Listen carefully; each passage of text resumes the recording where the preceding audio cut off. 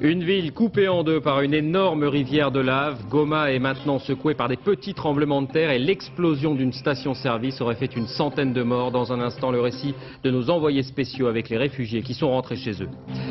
La sécurité routière n'a pratiquement pas progressé en France l'an passé, 7616 victimes. À Poitiers, l'ouverture du procès du carambolage de l'A10 montre la difficulté d'établir les responsabilités dans ce genre d'accident.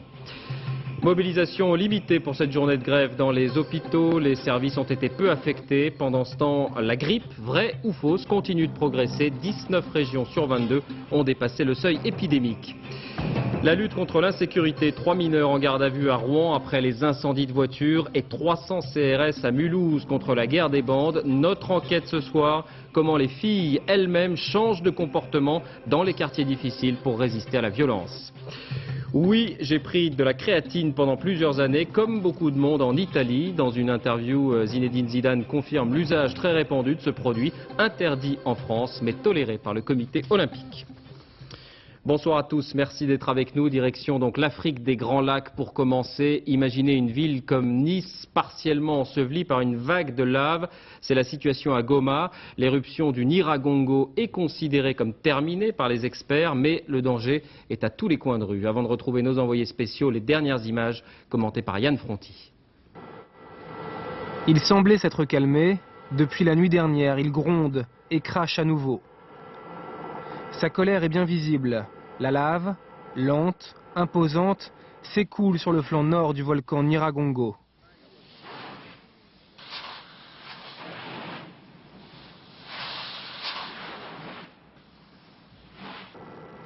Rien ne peut l'arrêter.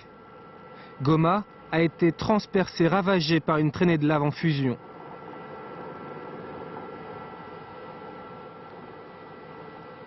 En ville, le contraste est saisissant entre le vert des cultures et cette cicatrice sombre, noire et fumante. Imperturbables malgré le danger évident, des enfants font comme si de rien n'était et nagent dans le lac Kivu alors que l'eau est contaminée par le gaz et les émanations toxiques. Lui pourtant dit connaître tous les risques et raconte qu'il ne boit plus l'eau pour ne pas être malade. Déjà des centaines de poissons sont morts, mais les gens continuent de les pêcher et de les manger. Le long de la côte, le torrent de lave poursuit sa route avant de sombrer dans les profondeurs de cette eau désormais polluée. Oui, vous l'avez compris, ce qui a pris de court les autorités et les quelques organisations humanitaires présentes sur place, c'est que les 350 000 habitants qui avaient fui l'éruption sont revenus en masse malgré les risques. Ainsi, la lave a fait exploser une station-service. Il y aurait au moins une centaine de morts. Parmi les rares équipes sur place, nos envoyés spéciaux, Éric Monnier et Bruno Giraudon. Cette fois, il ne s'agit pas du volcan et les caprices géologiques n'ont rien à voir là-dedans. Ce matin, des pillards ont mis accidentellement le feu à un dépôt de carburant de Goma. Certains avancent un bilan de 50 morts, invérifiable. Les pillards, ce sont les nouveaux maîtres dans ce quartier du centre-ville, envahi par la lave encore brûlante, 4 jours après l'éruption. Ils emportent tout ce qu'ils trouvent, à condition d'échapper aux soldats, censés protéger les biens, mais qui leur disputent plutôt ce maigre butin.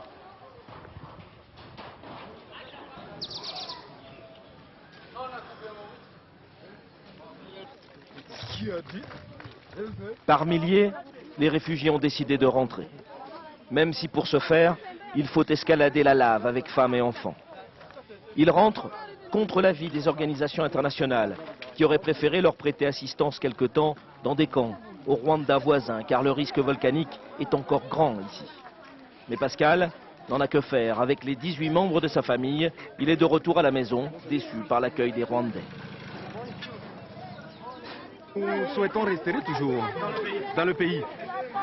Oui, parce que de l'autre côté, il y a la famine. Là, c'est une grande difficulté. On ne saurait pas vraiment résister. Vous savez dans quelles conditions vous allez retrouver votre logement? Ma maison est bien gardée et n'a pas été incendiée. François a moins de chance encore. Voilà ce qu'il reste de sa demeure. Bon, c'est tout juste ici. Bon, c'est déjà détruit. La maison est là. Bon, il y a les enfants qui préparent à manger avec une casserole au-dessus de l'arbre. On n'a pas de moyens pour chercher même le braise pour préparer à manger. Donc là, vous cuisinez directement sur la On lave. cuisine sur la lave, oui. Bon, ma maison se trouve ici. Dans cette ville, qui avait accueilli des centaines de milliers de réfugiés après le génocide rwandais en 1994, la majorité de la population rejette l'idée de devenir à son tour réfugié. Indéniablement, un grand nombre de sinistrés congolais ont choisi de quitter les camps rwandais où ils avaient trouvé refuge ces derniers jours pour revenir dans leur pays. C'est dans ce pays, au Congo, qu'ils attendent maintenant l'aide internationale. En France, c'est un coup d'arrêt qui inquiète les responsables de la sécurité routière. Le nombre de morts en diminution régulière depuis 5 ans n'a pratiquement pas baissé l'an dernier.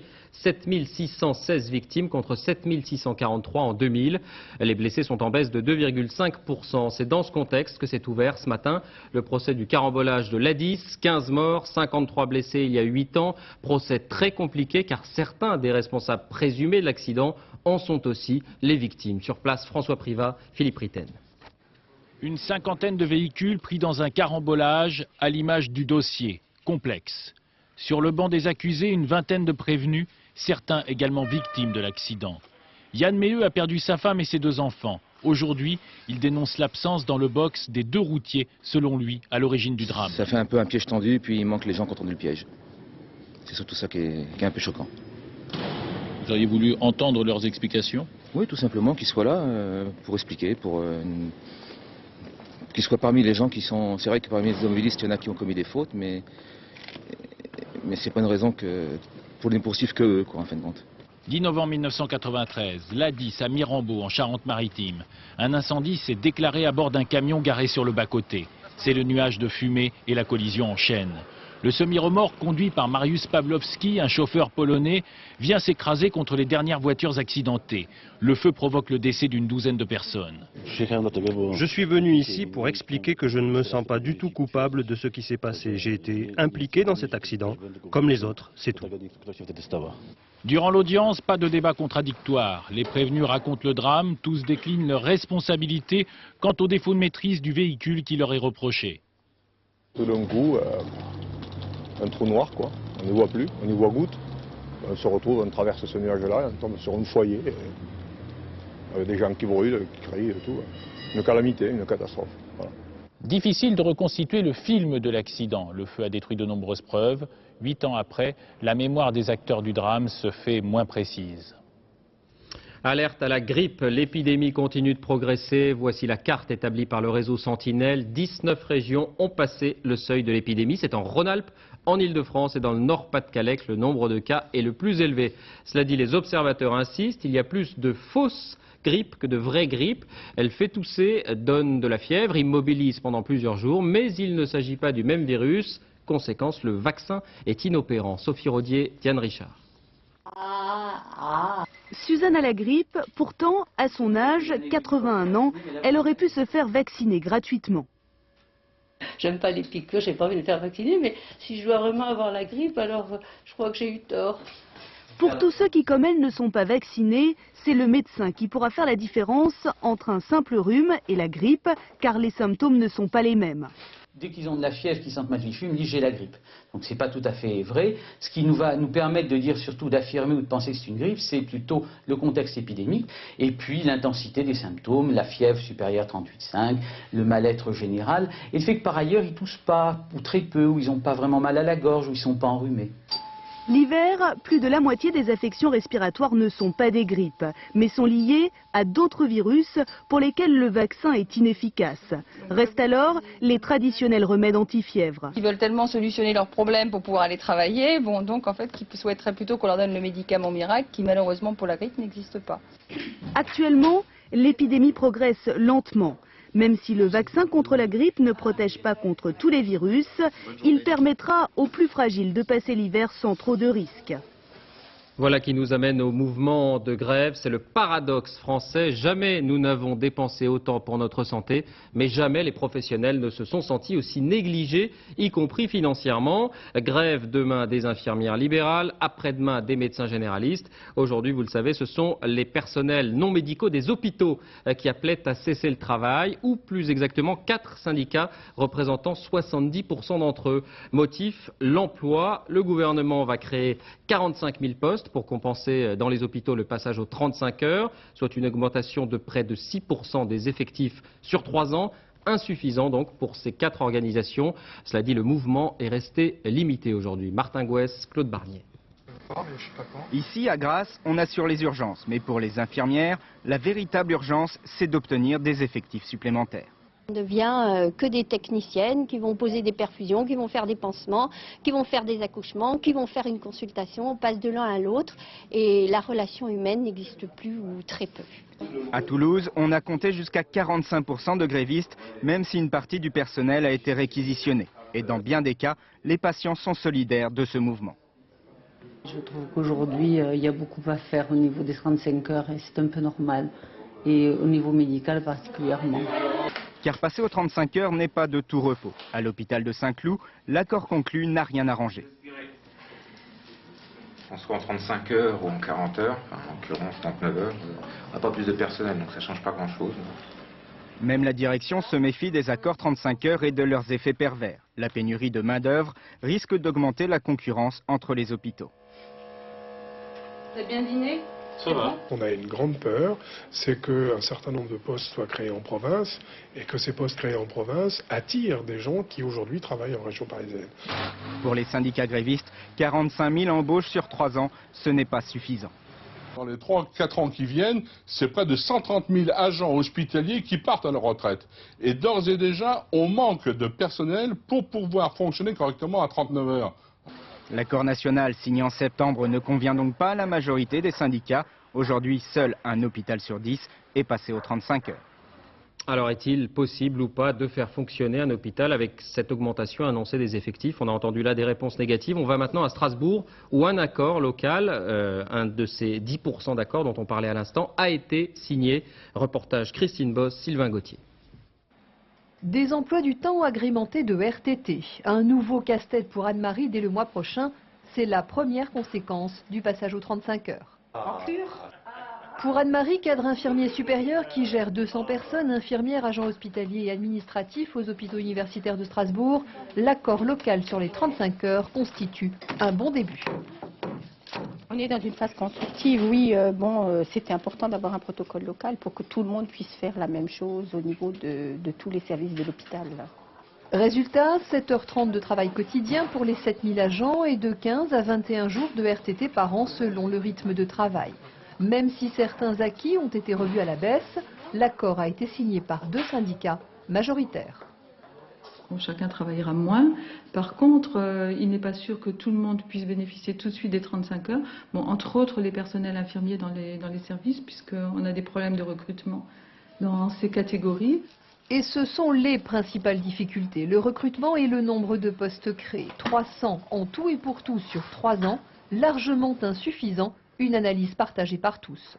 Il y a de la part des partenaires sociaux, de la part du conseil d'administration de l'établissement, une demande beaucoup plus importante que les 300 postes qui jusqu'à ce jour ont été attribués. Ça signifie que tout n'est pas rose. Les choses se discutent, mais il faut que les moyens soient au rendez-vous. Et ce n'est qu'à ce prix que les 35 heures pourront être réellement appliquées. Le phénomène des voitures brûlées, phénomène en très forte hausse l'an passé, on en a déjà parlé ici même. Ainsi à Saint-Étienne, 22 véhicules ont été incendiés ce week-end. On s'interroge souvent sur les motivations des incendiaires. Eh bien, voici un exemple précis. À Rouen, 3 mineurs ont été interpellés en flagrant délit. Sur place, Christelle Bertrand, Ludovic Tourte. Fermé en pleine journée. À force de se faire agresser, le patron de ce magasin préfère baisser le rideau. Il affiche clairement pourquoi. Dans le quartier des Hauts de Rouen, la délinquance est montée d'un cran, surtout depuis la nuit du 31 décembre. Des jeunes avaient incendié une vingtaine de voitures et ils ont recommencé la nuit dernière. Des carcasses brûlées gisent encore au pied des immeubles. Elles suscitent beaucoup de commentaires. C'est le geste gratuit. Bon, j'ai jamais vu ça, moi. C'est de pire en pire. Et ça coûte cher à celui qui a sa petite charrette pour aller travailler. Au promener la femme et les enfants, ils s'en retrouvent, il n'y a plus rien. Les cités ont connu de graves problèmes d'insécurité il y a 10 ans. Aujourd'hui, sur le terrain, les associations tentent de nouer le dialogue avec des délinquants de plus en plus jeunes.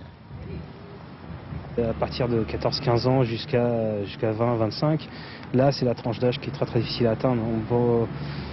Cette tranche d'âge-là, on ne peut pas l'attirer par quelque chose de ponctuel. Il faut aller les chercher nous-mêmes. Et elle est là la difficulté. Hier soir, la police a arrêté 3 personnes en train de mettre le feu à une voiture. Des jeunes du quartier âgés de 17 et 18 ans, suivis à la trace par la police depuis de nombreuses années. Ils ont arrêté l'école et agissent sans mobile apparent. Moi je pense que c'est gratuit, oui, tout à fait, parce que bon, les propriétaires de véhicules, je pense, sont très mécontents du fait de retrouver leurs biens totalement calcinés. Ce soir, 2 des 3 auteurs présumés des incendies sont toujours en garde à vue. Et dans un instant, nous reviendrons sur le phénomène des bandes de filles, réaction à la violence dans les quartiers. Justice et politique maintenant avec des nouvelles de Didier Schuller, l'ancien conseiller général des Hauts-de-Seine, cible des enquêtes du juge Alphen il y a quelques années et fortement soupçonné aussi, vous le savez, d'avoir participé à la machination qui a déstabilisé le juge en 95, la fameuse affaire Schuller-Maréchal. Depuis, il est en fuite. Eh bien, c'est son propre fils qui le dénonce aujourd'hui dans le journal Le Parisien. Mon père vit comme un pacha à Saint-Domingue, dit-il. Patrick Fandiot. Toi, je me suis détruit et en même temps, j'ai protégé ma vie. À l'autre bout de la ligne, Didier Schuller, en grande conversation avec son fils Antoine. Celui qui aujourd'hui révèle où se cache son père en République dominicaine.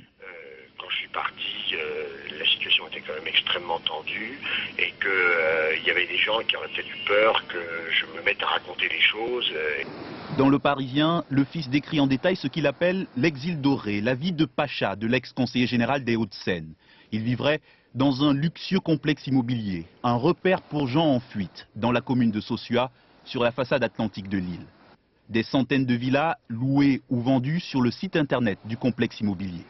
Sur cette maquette, la Villa 40, celle où habitait encore à Noël Didier Schuller avec sa femme et ses 2 filles.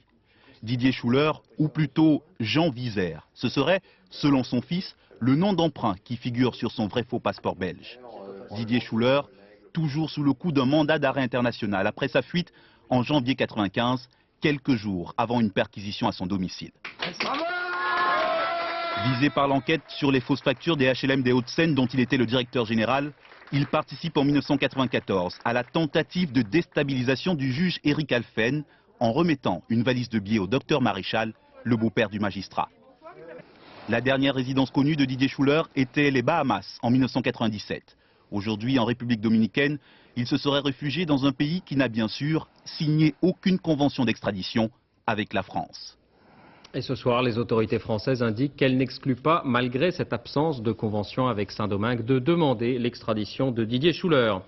Politique encore, Charles Pasqua confirme l'organisation d'une rencontre entre Jacques Chirac et Jean-Marie Le Pen entre les 2 tours de l'élection présidentielle de 88. Non seulement j'y étais, dit-il, mais c'est moi qui l'ai organisé. On l'écoute. Étiez-vous à l'autre rendez-vous qui se serait passé chez un de vos amis entre Jean-Marie Le Pen et Jacques Chirac? Oui, non seulement j'y étais, mais c'est moi qui l'ai organisé.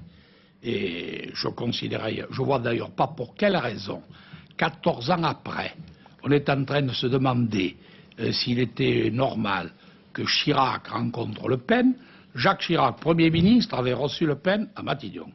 Balladur, Premier ministre, avait reçu Le Pen à Matignon.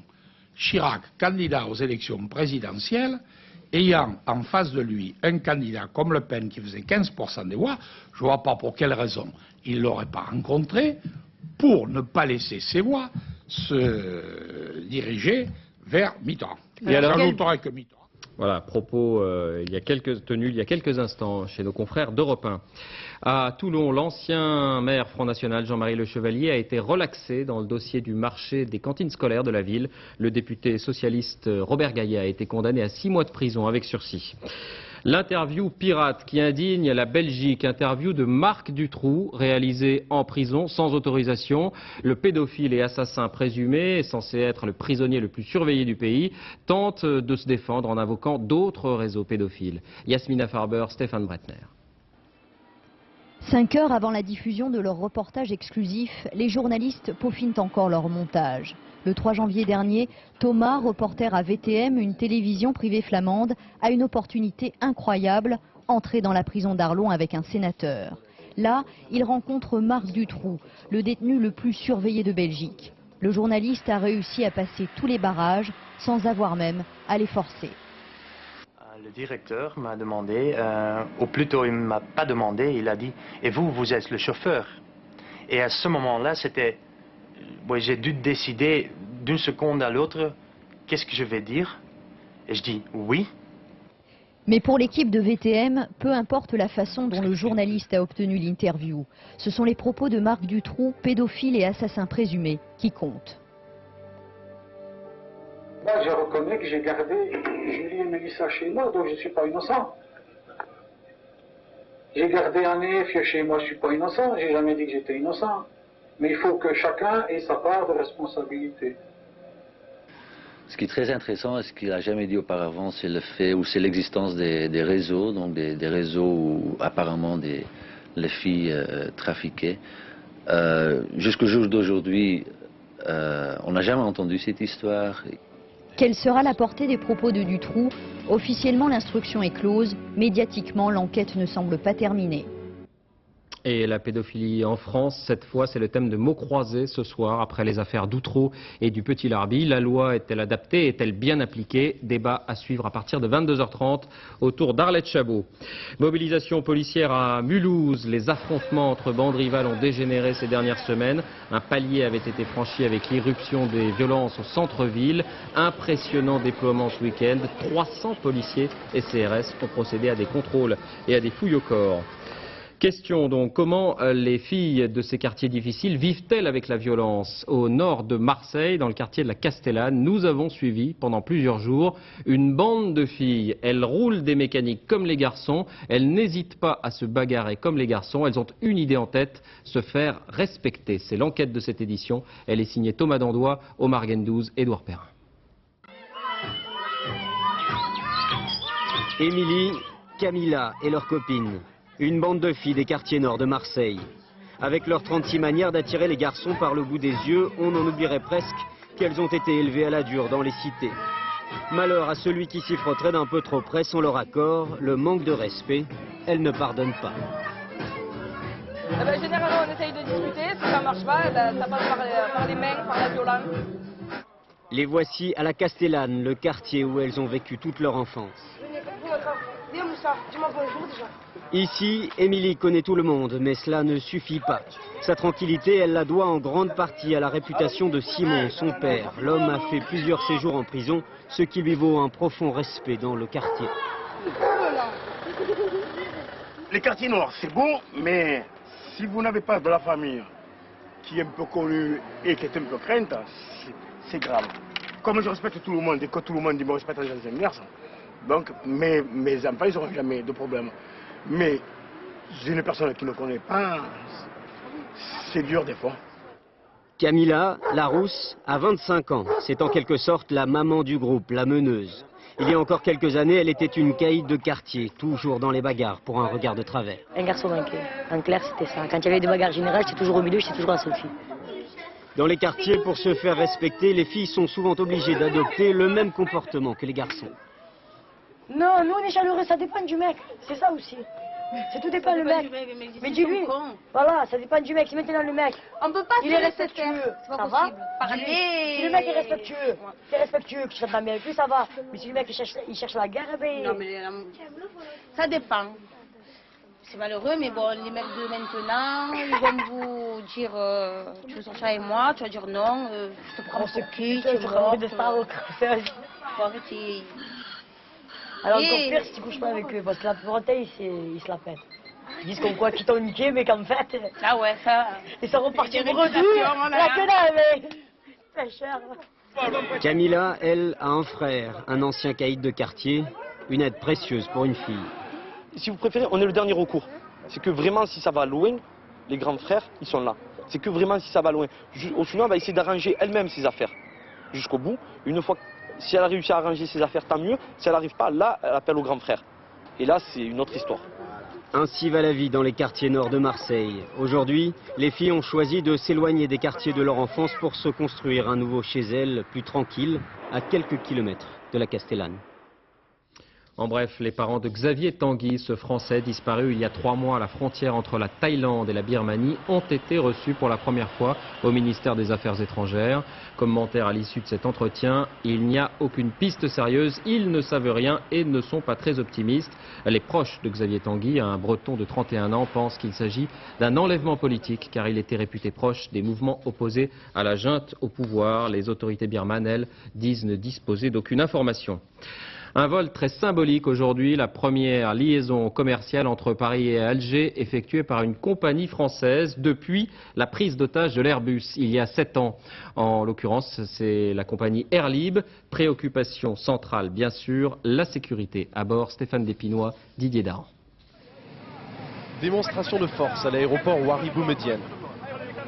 Il faut dire qu'ici, la prise en otage d'un Airbus d'Air France a été vécue comme un traumatisme. Depuis 7 ans, les Algériens font donc de la sûreté une affaire personnelle. Pas question de laisser une compagnie française contrôler elle-même ses passagers. Airlib a juste obtenu de faire une dernière fouille corporelle en haut de la passerelle. Nous n'avons en somme rien négocié, simplement nous faisons ce que nous avons le droit de faire en tant que compagnie aérienne, un dernier contrôle dans notre avion. Les passagers, eux, ne semblent pas plus inquiets que cela d'effectuer un vol Paris-Alger. Au niveau sécurité, je crois que la situation ici à l'aéroport et plus généralement à Alger même est moins difficile que ce qu'on veut bien entendre. Et je pense que Air France aurait très bien pu revenir beaucoup plus tôt. À Alger, tout passager est fouillé dès qu'il met un pied dans l'aéroport. Ce portique de sécurité a été rajouté il y a 7 ans. Tout est passé au crible et le moindre objet suspect est testé. Ultime inspection des bagages sur le tarmac. De bout en bout de la chaîne, ce sont les policiers algériens qui effectuent les contrôles. Chez nous, la sécurité à 100%, c'est un objectif. Un objectif destiné à rassurer les compagnies étrangères. L'Algérie déploie ses policiers en espérant attirer de nouveaux passagers. Oui, rappelons que la compagnie Air Algérie effectue elle aussi cette liaison et depuis 1998. Au Proche-Orient, opération de grande envergure de l'armée israélienne qui occupe la ville palestinienne autonome de Tulkarem. Une opération qui va donc au-delà des incursions réalisées jusque-là. Israël a franchi la ligne rouge, déclare ce soir Yasser Arafat. À Jérusalem, Charles Anderlin.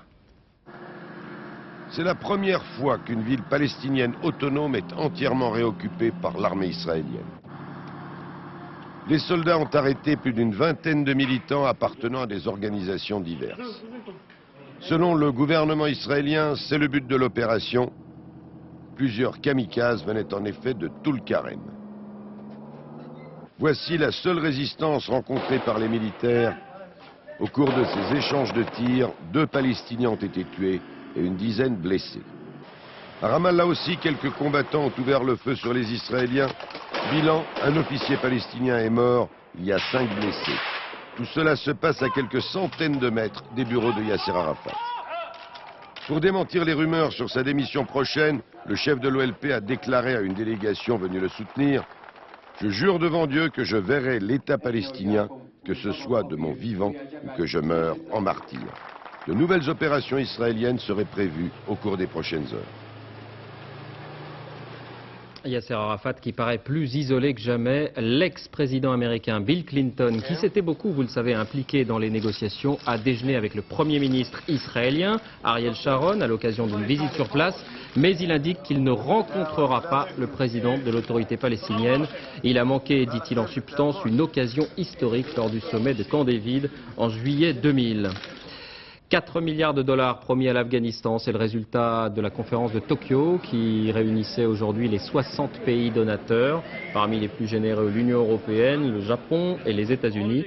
Il s'agit de passer de l'aide humanitaire à l'assistance économique et sociale sur le moyen et long terme. Priorité pour le nouveau gouvernement afghan, le rapatriement des réfugiés, la sécurité, les routes et la distribution d'eau. Direction la Chine, à propos d'eau, on connaissait le projet pharaonique du barrage des 3 Gorges. Eh bien, le coup d'envoi d'un autre édifice sur le fleuve Mékong a été donné hier. Là encore, il s'agit d'un projet gigantesque et contesté. Claude Sampère. Depuis hier, les travaux de démolition ont commencé dans la ville de Fenji, une cité chinoise vieille de 2300 ans, située au bord du fleuve Mékong. Une ville qui va disparaître entièrement. Un peu plus haut sur le fleuve, les autorités chinoises construisent un barrage de 292 mètres de haut. Celui-ci devrait être achevé en 2012 et fournir plus de 4 millions de kilowatts d'électricité. C'est l'un des plus grands projets hydroélectriques au monde. Un projet très controversé. Le Mékong, qui prend sa source au Tibet, s'étend sur plus de 4800 km. Après avoir traversé la province chinoise du Yunnan, il poursuit son parcours à travers le Laos, la Thaïlande, la Birmanie, le Cambodge et le Vietnam. Tous ces pays s'inquiètent d'une prise de contrôle du fleuve par les autorités chinoises. Le projet soulève également des critiques en Chine. Au total, 22 villes et plusieurs centaines de villages vont disparaître. La construction de ce barrage devrait entraîner le déplacement de plus d'1 million de personnes. Certains experts craignent également d'importantes conséquences sur le plan écologique.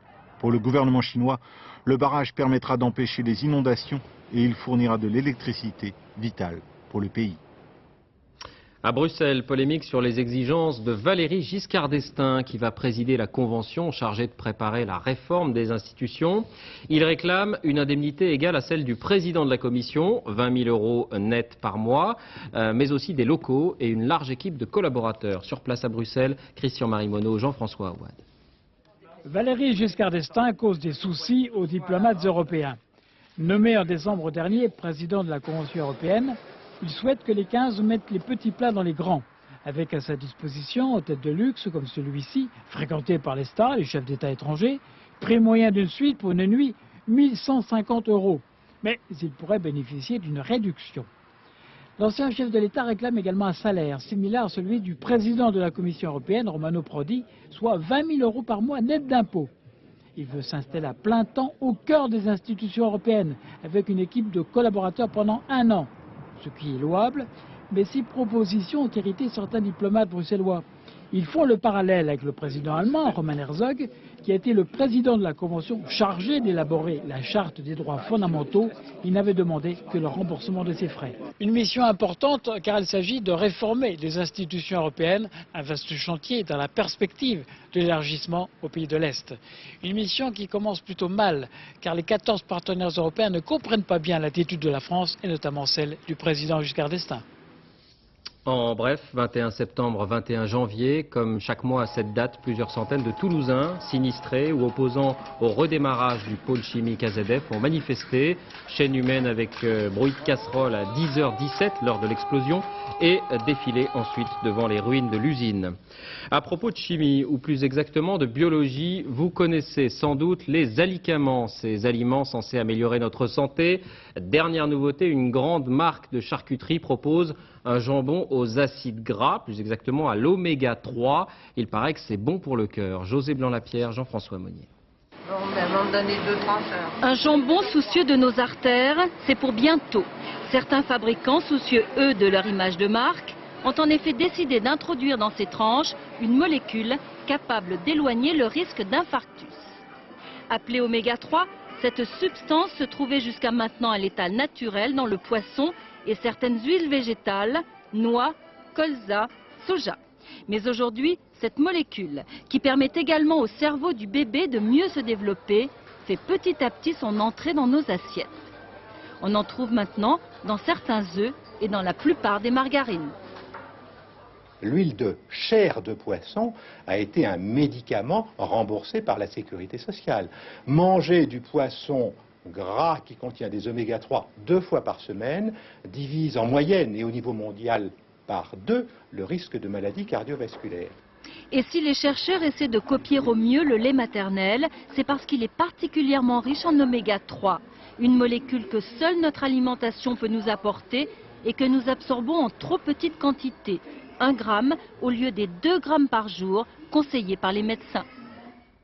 On passe du solide au liquide et sans rajout cette fois, enfin en tout cas en théorie, avec le concours du meilleur sommelier de France. Parmi les épreuves, comme toujours, identification de cépages et de vins spiritueux. Nous avons suivi la journée de Dominique Laporte, l'un des 3 finalistes, Cécile Delarue, Virginie Travers. On trouve beaucoup de subtilité, de minéralité dans ce vin, une très très belle expression, très fin et délicat. Je le verrai Les bien mots aussi sont tout simplement précis, sur une cassolette presque poétiques. d'escargot. Les jambes sont fines, lentes et régulières. 300 personnes dans la salle et Dominique Laporte goûte tranquillement son Riesling millésime. Devant lui, les meilleurs sommeliers du monde et autres grands professionnels du vin. Rien qui n'effrayait vraiment le directeur de cave Montpellier. En fait, je me suis préparé à toutes les pires contraintes, donc surtout avoir l'esprit vif et pouvoir justement retomber sur nos pieds suivant ce qui se passe. C'est ce qu'on nous demande dans notre métier. Meilleur sommelier de France, au pays du vin, la distinction ne s'accorde pas à la légère. Les jurés avaient une idée très précise des qualités exigées. Cette maturité, cette richesse, un vin plutôt du soleil. Le professionnalisme, la passion, et puis l'humilité aussi. Pour moi, c'est la finesse, l'élégance et l'aisance, et le côté pétillant dans l'œil et dans le geste. La diplomatie, les connaissances et la façon d'appréhender son propre plaisir pour faire plaisir aux autres. Identifier 3 cépages, 5 spiritueux, savoir trouver le bon vin pour chaque plat et servir comme il faut. Si David Birot a gagné cette année, c'est peut-être aussi parce qu'il parlait un anglais perfect. Plaisir des yeux maintenant avec la haute couture. C'était aujourd'hui au tour de la maison Dior de présenter sa collection Printemps-été 2002. Le show de l'excentrique John Galliano a mêlé les rythmes des tambours japonais aux parures multicolores des nomades. Estelle Collin, Patrick de Schmecker. Ici, la haute couture, c'est un spectacle et on ne s'en excuse pas. John Galliano, l'hyper créatif de la maison Dior, fait exploser la couleur et les décibels. Manteau de brocart, toque multicolore, patchwork, on en prend plein la vue. On aime ou on déteste, mais ça ne laisse pas indifférent. On a besoin de cette créativité qu'on ne trouve que dans la haute couture. Elle donne l'inspiration pour toutes les autres lignes de la marque. Sans elle, on devient une maison de prêt-à-porter ordinaire. Dans le milieu de la mode, la créativité de cet artiste suscite de nombreuses critiques. John Galliano s'en moque, sa créativité fait vendre et en plus son patron est derrière lui. Une marque comme Dior, qui est la première marque de mode au monde, repose sur la haute couture, qui est l'origine de cette marque. Donc c'est vraiment la racine de la maison. Et en plus, c'est là où le créateur apporte toute sa créativité. Et ce que veut la cliente aujourd'hui, c'est des idées nouvelles. Des idées, John Galliano n'en manque pas. D'ailleurs, depuis qu'il est arrivé chez Dior, ce défilé est l'un des plus attendus. C'est celui qui donne le ton de la saison. Et apparemment, l'été sera joueur.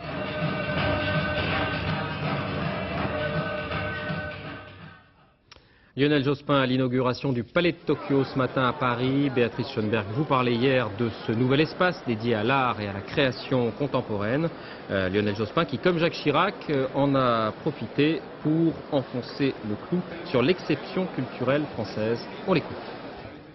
Vouloir, comme certains, appliquer les normes du commerce à la culture, traiter les œuvres culturelles comme des marchandises comme les autres, ce serait subordonner la création aux règles du marché et prendre le risque de l'uniformisation des cultures humaines.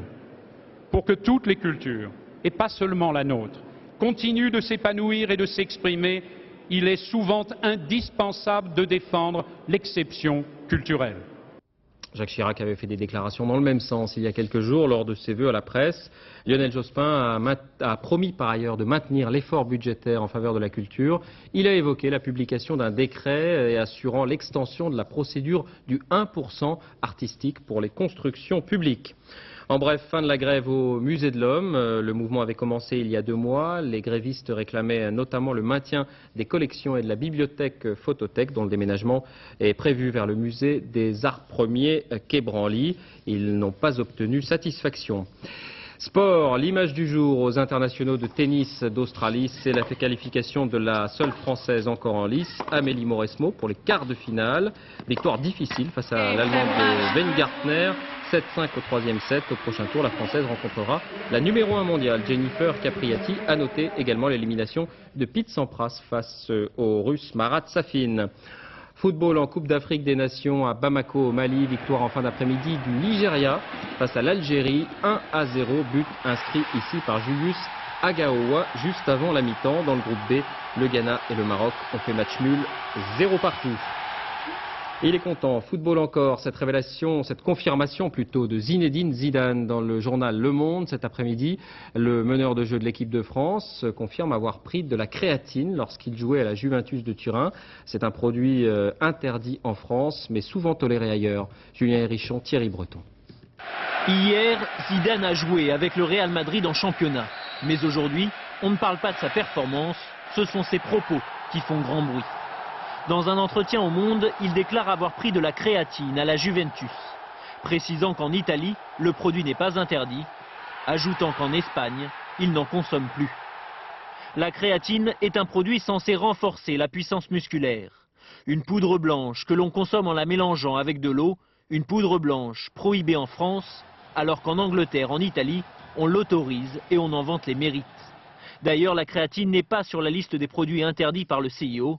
Inévitablement, le spectre du dopage réapparaît dans le milieu du football, même si l'efficacité de la créatine n'a jamais été prouvée. La créatine, au sens vrai du terme, c'est un complément alimentaire, ce n'est pas du dopage. Là-dessus, c'est tout à fait vrai que ce n'est pas dans les listes des produits dopants. Mais à partir du moment où c'est de la créatine additionnée avec des produits dopants, ça devient du dopage.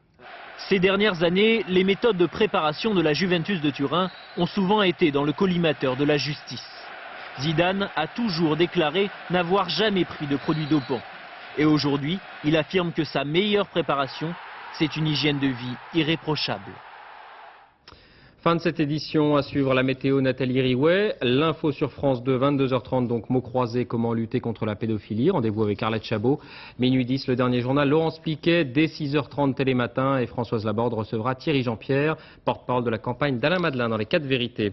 On se quitte avec des images du baptême du catamaran Orange sur le vieux port de Marseille par Fabien Pelous, le capitaine du 15 de France, Orange, qui va s'attaquer au trophée Jules Verne, c'est-à-dire réaliser le tour du monde le plus vite possible. À demain.